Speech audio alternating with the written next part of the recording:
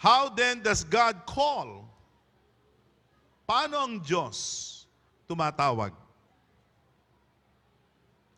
Interesado ba kayo sa bahaging ito? Paano ang Diyos tumatawag? Ganito ang sagot ng banal na kasulatan sa 2 Tesalonica sa Kapitulo 2 sa mga talatang 13 at 14. Babasahin natin sa wikang Tagalog. Paano ang Diyos tumatawag?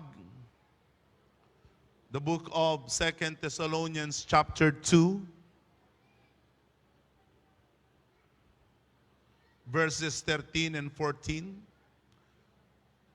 Ngunit kami ay nararapat magpasalamat sa Diyos dahil sa inyo, mga kapatid, na minamahal ng Panginoon, sa pagkakahirang sa inyo ng Diyos, buhat ng pasimula sa ikaliligtas sa pagpapabanal ng Espiritu at pananampalataya sa katotohanan. Sa kalagayang ito'y tinawag niya kayo sa pamamagitan ng aming ebanghelyo. Sa kalagayang ito, sa kalagayan na tayo ay bayan ng Diyos, para sa ikaluluwalhati ng Diyos, para sa ikararangal ng Diyos, ang kalagayang nating ito, tayo ay tinawag niya. Sino rito ang mga tinawag ng Diyos?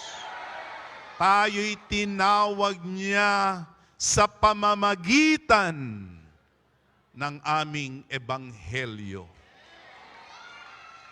Ano ang gagamitin para tawagin ang mga tao na magluluwalhati at magpaparangal sa Diyos? Ano ang kasangkapan? Ebanghelyo. The gospel. The good news. That is the manner, the channel by which the voice of God, the call of God will be transmitted and communicated to the people. Kaya sa pamamagitan ng pangangaral ng ebanghelyo ng ating Panginoong Hesus, ng kanyang mga sugo, tayo ay tatawagin o tatanggap ng pagkatawag ng Diyos.